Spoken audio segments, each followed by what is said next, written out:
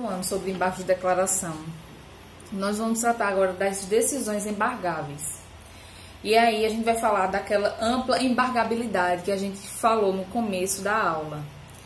E essa ampla embargabilidade está prevista justamente no caput do artigo 1022 do Código de Processo Civil, que trata que os embargos de declaração eles são cabíveis contra qualquer decisão judicial. E quando eu falo qualquer decisão judicial, eu estou falando exatamente todas as decisões judiciais, todo tipo, sentença, decisão interlocutória, acórdão, decisão monocrática, inclusive despacho, inclusive as decisões irrecorríveis, né, que são em regra irrecorríveis, elas são passíveis de se submeterem, serem discutidas em embargos de declaração. Isso porque um despacho ele pode ser ininteligível. Você pode não compreender o que ele está querendo dizer. Um despacho ele pode conter um erro material, né? O juiz colocar errar a digitação de alguma coisa, errar o nome do réu, errar o nome de uma testemunha que tem que ser objeto de intimação. Então, os despachos, eles também são passíveis de serem recorridos através de embargo de declaração. Mesmo que eu não possa propor um agravo de instrumento contra aquele despacho, nada obsta que eu o embargue. E aí uma discussão que eu venho trazer para vocês é se seria cabível, dentro dessa lógica, embargos de declaração contra decisões proferidas em processos administrativos. E aí, eu me posiciono como Rodrigo Mazei e considero que é possível, sim, se opor embargos de declaração contra decisões proferidas em processo administrativo. E por uma razão muito simples. Primeiro, o artigo 15 do Código de Processo Civil diz que, na ausência de normas que regulem processos eleitorais, trabalhistas ou administrativos, as disposições deste Código, ou seja, do Código de Processo Civil, lhes serão aplicadas supletiva e subsidiariamente. E, de acordo com Rodrigo Mazei, os embargos de declaração, eles são cabíveis, sim, contra decisões administrativas.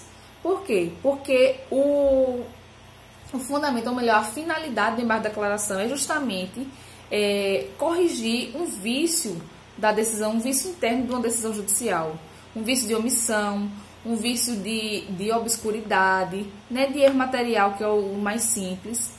E isso é necessário tanto para que a decisão administrativa seja efetivamente fundamentada, corretamente e a contento, como também se evite esses erros que não devem constar em qualquer tipo de decisão. Até porque o processo administrativo ele também deve obedecer ao princípio do devido processo legal previsto na Constituição Federal e também dar vazão os princípios do contraditório e ampla defesa. Então, se eu não consigo compreender o que a decisão administrativa está falando, eu não tenho efetivamente como me defender dela, né? Então, meu posicionamento é que sim, cabe embargos de declaração em decisões proferidas em processo administrativo. E aí, tratando da questão dos embargos de declaração e preclusão, o que eu quero trazer para vocês nesse tópico? Quando eu falo de embargos de declaração e preclusão, eu estou querendo discutir se aquele tema que seria alvo do embargo do esclarecimento através de embargo de declaração, ela preclui se eu não propuser ou não opuser esse recurso. E aí, nós temos uma resposta muito interessante. A resposta é: a preclusão ocorre do direito de opor o embargo de declaração, ou seja, passados 5 dias úteis de prazo para sua oposição, eu não posso mais apresentar esse recurso. Não obstante isso, eu posso efetivamente discutir aquele tema que foi omitido da decisão no outro recurso. Mas essa nova rediscussão, essa rediscussão a posteriori vai depender de que tipo de recurso eu posso apresentar ou interpor depois dessa decisão que eu não embarguei. Primeiro caso, vamos analisar a situação seguinte.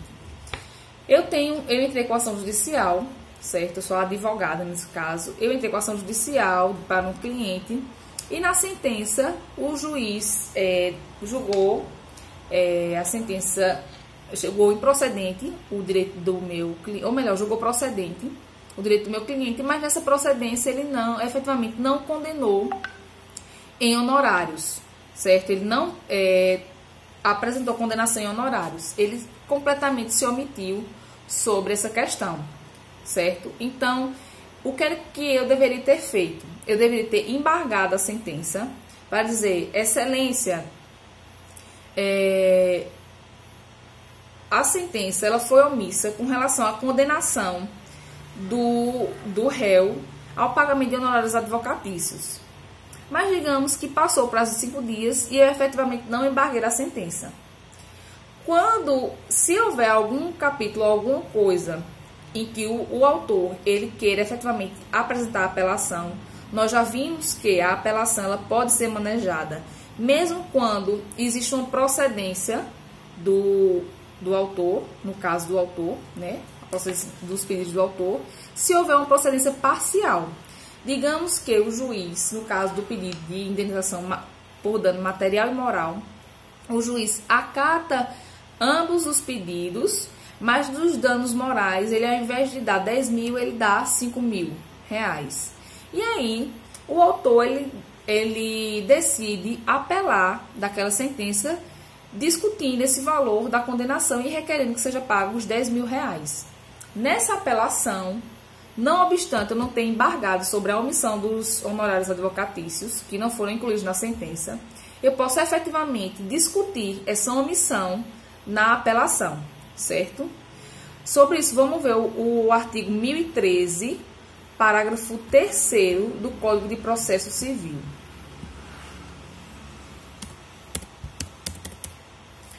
O artigo 1013, que fala da apelação, em seu parágrafo 3º, ele diz que se o processo estiver em condições de imediato julgamento, o tribunal deve decidir desde logo o mérito quando, aí olha o inciso 3º, constatar a omissão no exame de um dos pedidos, hipótese em que poderá julgá-lo.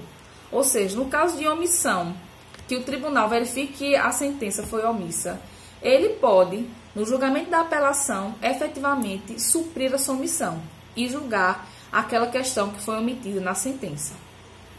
Diferentemente, é no caso em que eu seja de um acórdão, certo? E que contra esse acórdão caiba um recurso especial ou um recurso extraordinário. Se a matéria omissa no acórdão, ela é a questão constitucional ou infraconstitucional, que eu quero efetivamente discutir no recurso especial ou extraordinário, se eu não embargar daquela omissão, eu não poderei entrar com os recursos posteriores e efetivamente discutir aquela omissão nesses recursos. E por que isso? Porque existe um requisito de admissibilidade específico desses recursos, que é justamente o pré-questionamento. Então, efetivamente, o tribunal de origem ele tem que ter se manifestado, tem que ter decidido algo sobre aquela questão constitucional ou infraconstitucional. E, efetivamente, isso ter sido falado para que eu possa acrescentar isso nos recursos extraordinários. Com relação à competência, nós verificamos que o embargo de declaração, ele é um dos recursos que é julgado pelo juízo que efetivamente proferiu a decisão recorrida, né? Nós já vimos na maioria dos recursos que estudamos aqui, exceto naquele caso da Lei de Execução Fiscal, todos os recursos eles são julgados por um órgão ad quem, ou seja, um órgão em que eu vou remeter aquele recurso que é diferente daquele que proferiu a decisão recorrida. E alguns autores entendem que isso é justamente o efeito devolutivo, eu devolver aquela matéria para outro órgão, que ele vai efetivamente revisar a decisão que foi proferida pelo órgão a qual, certo? Isso não acontece nos embargos de declaração. Por quê? Porque o próprio juízo que proferiu a decisão que eu estou impugnando e contestando através dos embargos, ele vai ser o juízo que vai analisar esse recurso. E por que isso? porque somente aquele juiz que proferiu a decisão é que vai efetivamente ver, eita, eu realmente cometi um erro material aqui, porque o valor correspondendo a 3 salários mínimos não é R$2.000, é 3.000 e poucos reais. Então, eu, como cometi esse erro, eu mesmo vou corrigi-lo. Da mesma forma, a ininteligibilidade da obscuridade. Como é que um juiz outro ou um órgão outro que não proferiu aquela decisão vai compreender aquela decisão ininteligível? Então, somente aquele juízo que efetivamente proferiu a decisão obscura é que vai poder esclarecê-la e corrigir aquele vício da decisão judicial, certo? Então, nós verificamos que pela teleologia do próprio recurso, só faz sentido ele ser julgado pelo próprio juízo que proferiu a decisão recorrida, certo? E aí, nós passamos a tratar dos efeitos suspensivo e interruptivo desses embargos de declaração. Primeiramente, tratando do efeito interruptivo. Esse efeito interruptivo, ele é interruptivo para interposição de outro recurso. E o que é que eu quero dizer com isso?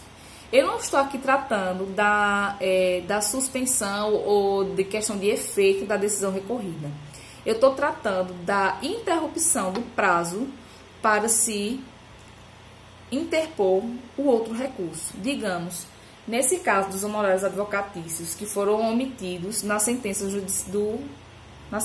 né, da demanda, eu poderia opor os embargos de declaração.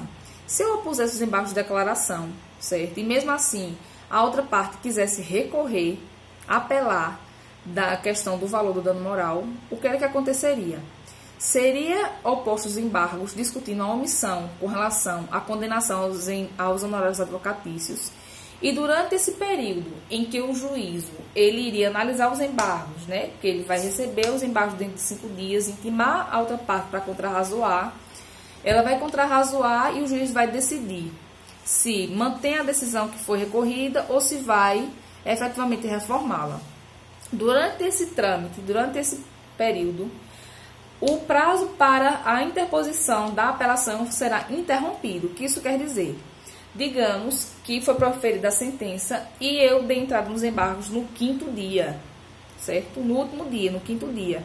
Então, a rigor teria mais 10 dias para apresentar a apelação. No entanto, como eu interpus ou eu opus o embargo de declaração, quando o juiz julgar esse embargo, recomeça o prazo de 15 dias para eu apresentar a apelação, certo? Então, existe a interrupção para a interposição de um outro recurso. Se eu já tiver interposto um recurso nesse prazo, o que é que acontece? Digamos que eu interpus os embargos, certo? Para discutir uma omissão da sentença e a outra parte não sabia que não olhou o processo, não viu os embargos, não tinha sido intimada ainda. E efetivamente, ou então, antes de eu interpor no 5º dia, ele já apresentou apelação contra aquela condenação da sentença. E digamos que eu apresentei os embargos e o juiz modifique a sentença que foi objeto dos embargos de declaração. O que é que isso vai acarretar? Vai acarretar que aquele que recorreu antes da decisão dos embargos, ele vai ter um novo prazo para alterar a fundamentação do seu recurso já interposto, certo? E o que é que essa interrupção também e essa interposição de um recurso antes da decisão dos embargos pode gerar? Vai gerar a preclusão consumativa. E em que sentido?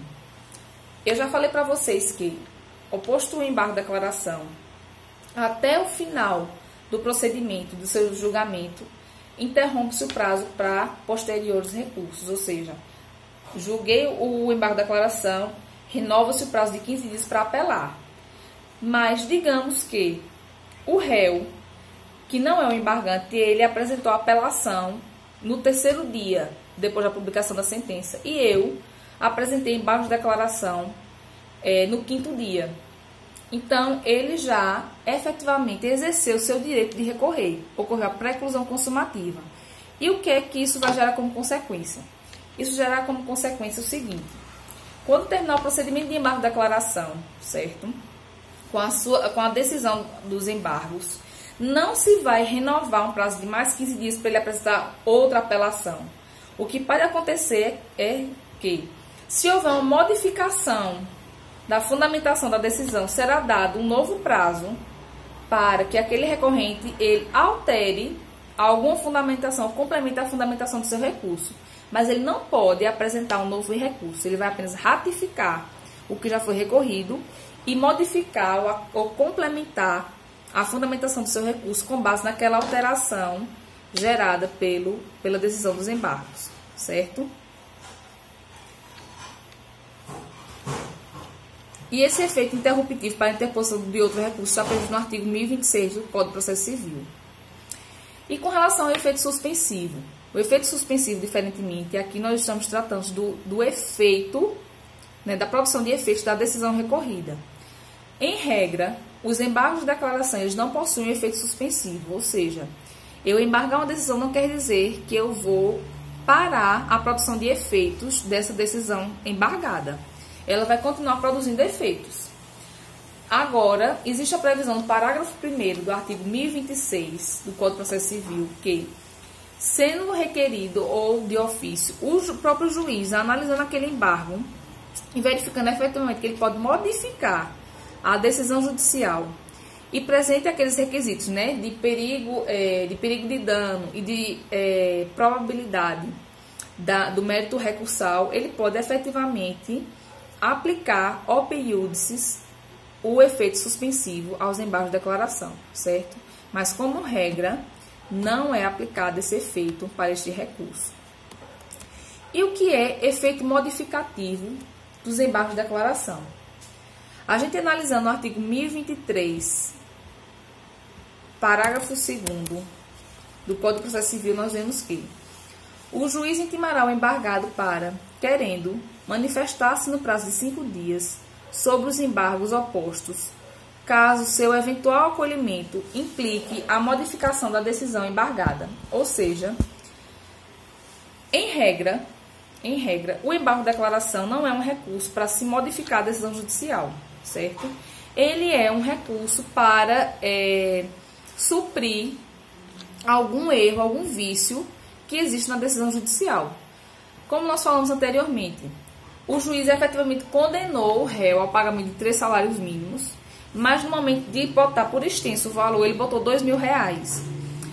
Claramente nós vemos que existe um erro material, porque a condenação foi em 3 salários mínimos. O valor está errado, ele precisa se adequar à condenação. Nesse caso, de uma mera correção de erro material, não seria necessário intimar o recorrido para apresentar contrarrazões, porque a modificação do valor por extenso de R$2.000 para R$3.000 e poucos não vai alterar a fundamentação da decisão, certo? Então, nesse caso, não existiria um efeito modificativo da decisão e, por conseguinte, não existiria a obrigação de se intimar o recorrido para contrarrazoar.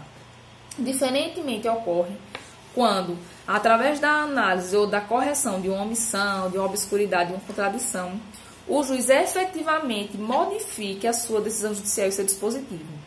No caso que a gente falou do pedido de indenização, no caso de defeito do equipamento, o juiz, ao analisar o embargo da declaração, ele vai dizer: eita, meu Deus, realmente, eu analisei aqui a prova pericial, dizendo que tinha sido constatado defeito, que por conta disso, na fundamentação, eu falei efetivamente que tinha ocasionado um prejuízo de ordem material e moral para o autor, diante de todos os fundamentos fáticos e jurídicos trazidos no processo, e no dispositivo eu acabei julgando improcedente.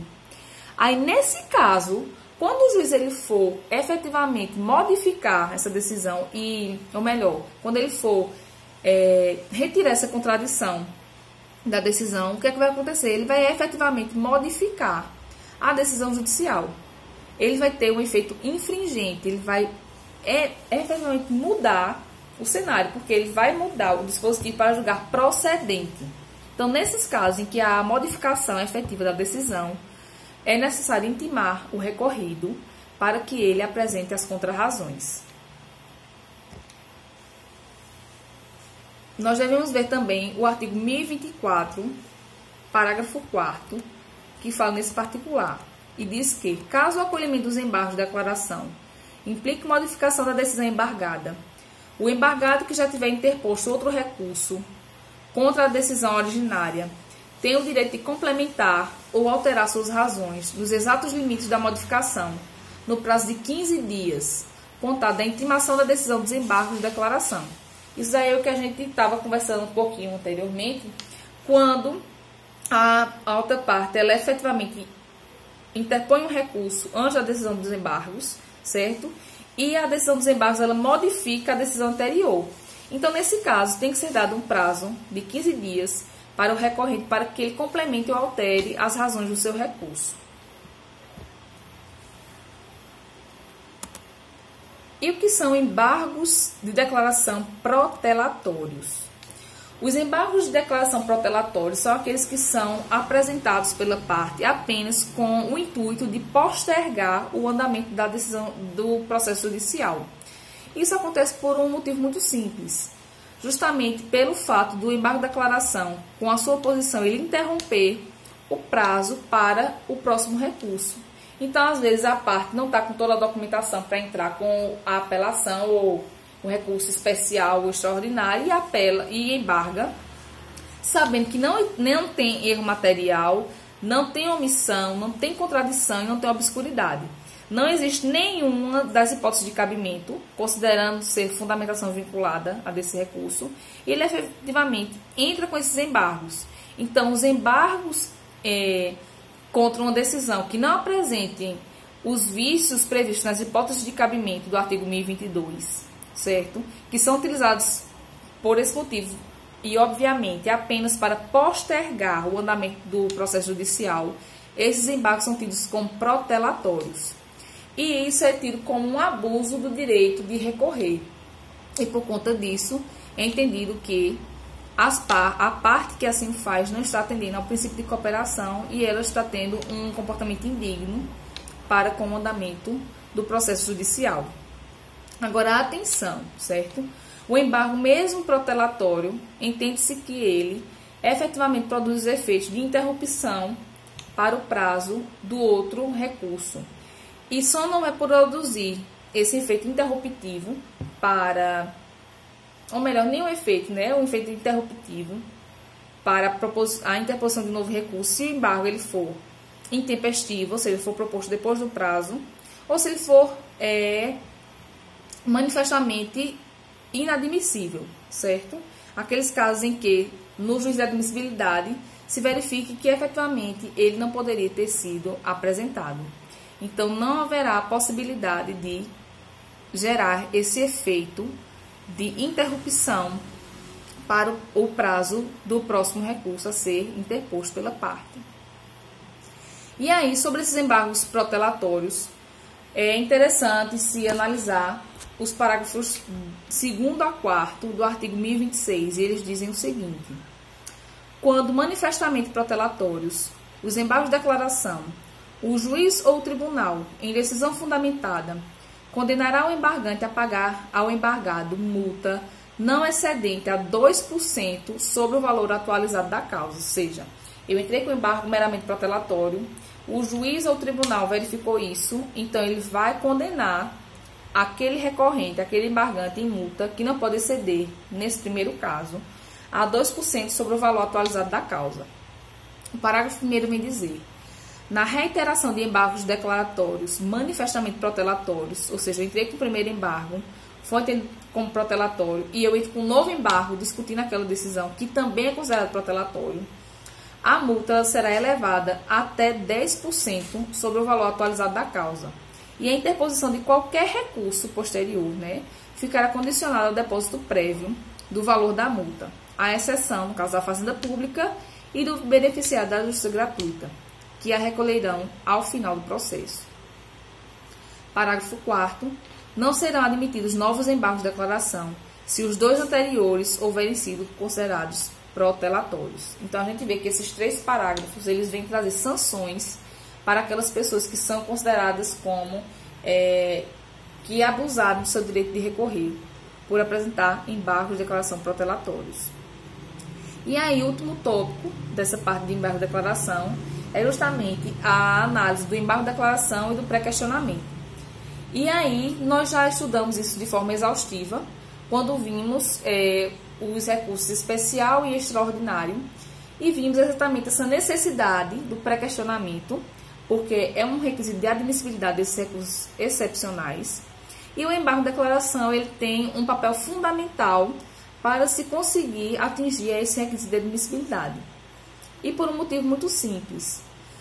Porque no acórdão, o tribunal ele pode efetivamente tangenciar, não falar expressamente sobre aquela questão constitucional ou infraconstitucional, que seria o fundamento desses recursos.